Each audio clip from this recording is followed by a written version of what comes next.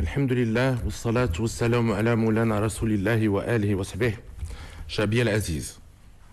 نخلد اليوم بكل فخر واعتزاز الذكرى 60 لثورة الملك والشعب المجيدة، مستلهمين ما تجسده من قيم التضحية والتضامن الوطني لمواصلة مسارها المتجدد في مختلف المجالات. وإذا كانت فئات واسعة من شعبنا الوفي لم تعاصر هذه الثورة ضد الاستعمار، فإنها ولله الحمد تعيش ثورة جديدة بقيادتنا في مجالات التنمية البشرية والتقدم الاقتصادي والاجتماعي والمواطنة الكريمة بنفس روح الوطنية الصادقة والتلاحم الوثيق بين العرش والشعب.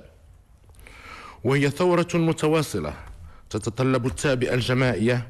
والانخراط القوي في أوراشها التنموية لرفع التحديات الحالية والمستقبلية وتحقيق التطلعات المشروعة لمواطنينا. وإذا كان الله تعالى قد وهب لكل بلد تصيبه من الثروات والخيرات، فإنه سبحانه قد أنعم على بلادنا بثروة متجددة وهي مواردنا البشرية، وفي طليعتها شبابنا الطموح المتشبع بحب وطنه والمعتز بتقاليده العريقة والمتحلي بالتربية السليمة. وذلك نابع من حرص المغاربة على حسن تعليم أبنائهم وتربيتهم على مكارم الأخلاق وعلى التعلق بالثوابت الوطنية العليا في تكامل بين الدار والمدرسة وفي انفتاح على مستجدات العصر. وإننا نعتبر أن المحبة التي يشمل بها الآباء أبنائهم والقيام بمسؤولياتهم في مواكبتهم وتزويدهم بالقيم والمبادئ السامية من أهم عوامل الارتقاء الاجتماعي والقاعدة الصلبة للنهوض بالتنمية الشاملة.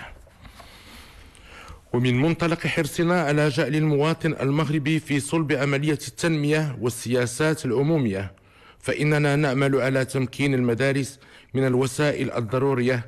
للقيام بدورها في التربية والتكوين. وإنما نسهر عليه شخصيا من توفير البنيات التحتية الضرورية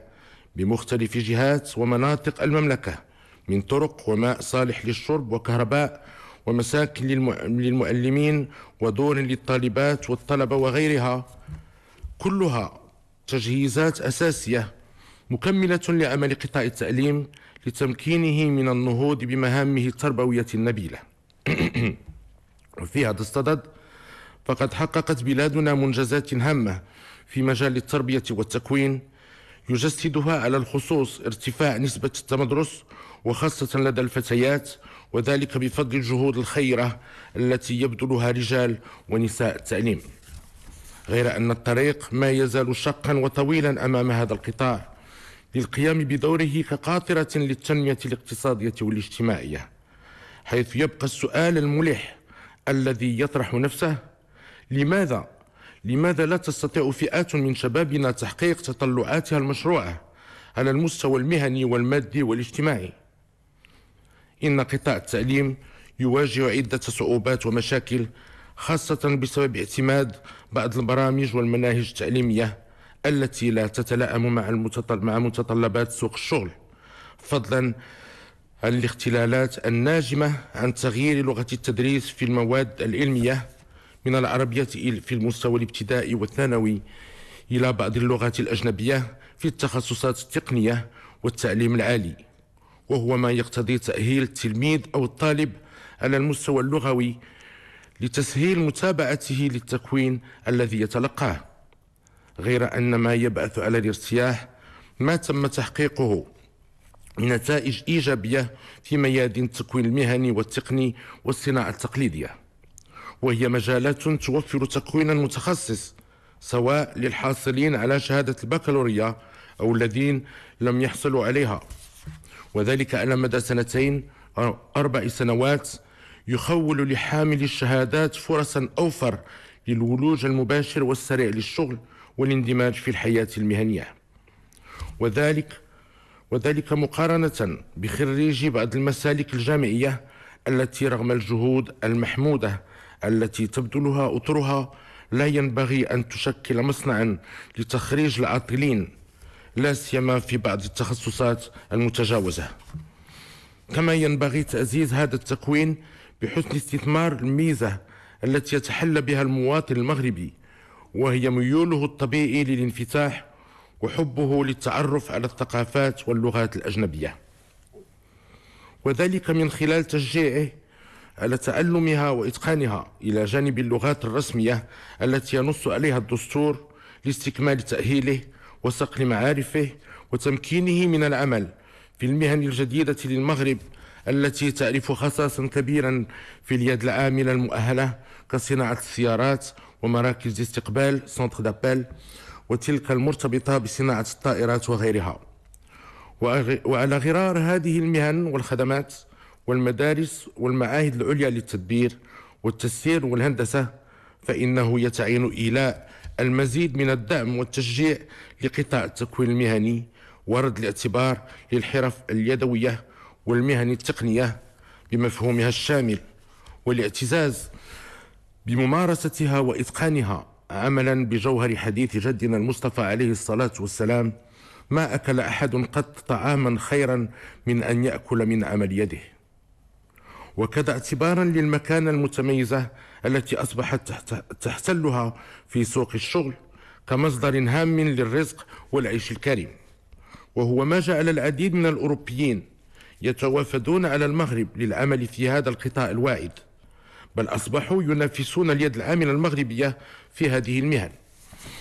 شعبي العزيز، إن الوضع الراهن لقطاع التربية والتكوين يقتضي إجراء وقفة موضوعية مع الذات لتقييم المنجزات وتحديد مكامن الضعف والاختلالات. وهنا يجدر التذكير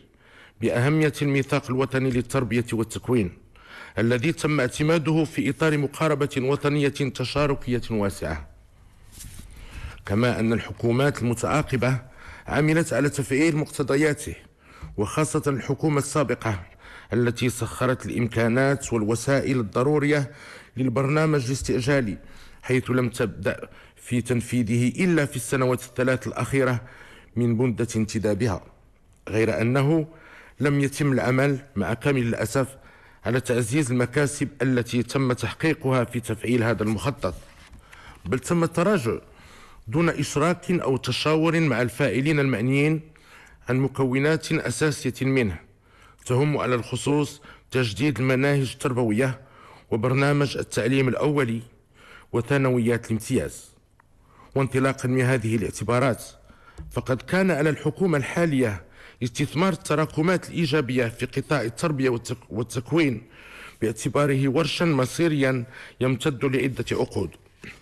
ذلك أنه من غير المعقول أن تأتي أي حكومة جديدة بمخطط جديد خلال كل 5 سنوات متجاهلة البرامج السابقة، علما أنها لن تستطيع تنفيذ مخططها بأكمله نظرا لقصر مدة انتدابها. لذا فإنه لا ينبغي إقحام القطاع التربوي في الإطار السياسي المحض، ولا أن يخضع تدبيره للمزايدات أو الصراعات السياسية، بل يجب وضعه في إطاره الاجتماعي والاقتصادي والثقافي، غايته تكوين وتأهيل الموارد البشرية للاندماج في دينامية التنمية، وذلك من خلال اعتماد نظام تربوي ناجح. شعبي العزيز، إن الإقدام على هذا التشخيص لواقع التربية والتكوين ببلادنا، والذي قد يبدو قويا وقاسيا، ينبع بكل صدق ومسؤولية من أعماق قلب أب يكن كجميع الآباء كل الحب لأبنائه، ورغم أن خديمك لا يعيش بعد الصعوبات الاجتماعية أو المادية التي تعيشها فئات منك شعبي العزيز، فإننا نتقاسم جميعا نفس الهواجس المرتبطة بتعليم أبنائنا ونفس مشاكل المنظومة التربوية ما داموا يتابعون نفس البرامج والمناهج التعليمية. فالمهم في هذا المجال ليس المال أو الجاه ولا الانتماء الاجتماعي، وإنما هو الضمير الحي الذي يحرك كل واحد منا، وما يتحلى به من غيرة صادقة على وطنه ومصالحه العليا. فخديمك الأول عندما كان وليا للعهد درس وفق برامج ومناهج المدرسة العمومية المغربية، وبعد ذلك بكلية الحقوق بجامعة محمد الخامس. وإذا كانت للمدرسة المولوية الإمكانات اللازمة لدعم هذه البرامج، فإن ذلك لا يتوفر مع الأسف لجميع المدارس العمومية. وكيفما كان الحال، فإن تلك البرامج قد أتاحت تكوين أجيال من الأطر الوطنية، غير أن ما يحز في النفس أن الوضع الحالي للتعليم أصبح أكثر سوء مقارنة بما كان عليه الوضع قبل أزيد من 20 سنة، وهو ما دفع عددا كبير من الأسر رغم دخلها المحدود لتحمل التكاليف الباهظة لتدريس أبنائها في المؤسسات التعليمية التابعة للبعثات الأجنبية أو في التعليم الخاص، لتفادي مشاكل التعليم العمومي وتمكينهم من نظام تربوي ناجح. وفي هذا الصدد أذكر بخطابنا للسنة الماضية بمناسبة ذكرى 20 أغسطس، والذي حددنا فيه التوجهات العامة لإصلاح المنظومة التعليمية، ودعونا لتفعيل المقتضيات الدستورية بخصوص المجلس الأعلى للتربية والتكوين والبحث العلمي. لذا ندعو الحكومة للإسراع بإقرار النصوص القانونية المتعلقة بالمجلس الجديد. وفي انتظار ذلك فقد قررنا تفعيل المجلس الأعلى للتعليم في صيغته الحالية عملا بالأحكام الانتقالية التي ينص عليها الدستور، وذلك لتقييم منجزات أشرية الميثاق الوطني للتربية والتكوين والانكباب على هذا الورش الوطني الكبير. وإن مصارحتي لك شعبي العزيز في هذا الشأن منبثقة من الأمانة العليا التي أتحملها في قيادتك، ذلك أن خديمك الأول لا ينتمي لأي حزب ولا يشارك في أي انتخاب، والحزب الوحيد الذي أنتمي إليه بكل اعتزاز ولله الحمد هو المغرب، كما أن المغاربة كلهم عندي سواسية دون تمييز رغم اختلاف أوضاعهم وانتماءاتهم، إذ لا فرق بين رئيس بنك وعاطل وربان طائرة وفلاح ووزير، فكلهم مواطنون لهم نفس الحقوق وعليهم نفس الواجبات. لذا لابد من اعتماد النقاش الواسع والبناء في جميع القضايا الكبرى للأمة لتحقيق ما يطلبه المغاربة من نتائج ملموسة، بدل الجدال العقيم والمقيت الذي لا فائدة منه سوى تصفية الحسابات الضيقة والسب والقذف والمس بالأشخاص الذي لا يساهم في حل المشاكل وإنما يزيد في تعقيدها. شعبي العزيز،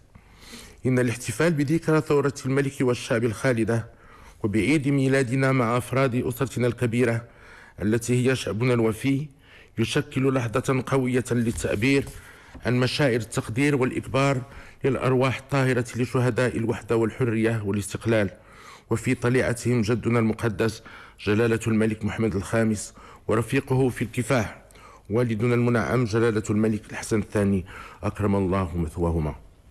كما تعد مناسبة سانحة لاستلهام روح الوفاء والعطاء المستمر لمواصلة حمل مشعل الثورة المتجددة للملك والشعب من أجل استكمال بناء مغرب الوحدة والتقدم والتنمية الشاملة. والسلام عليكم ورحمة الله تعالى وبركاته.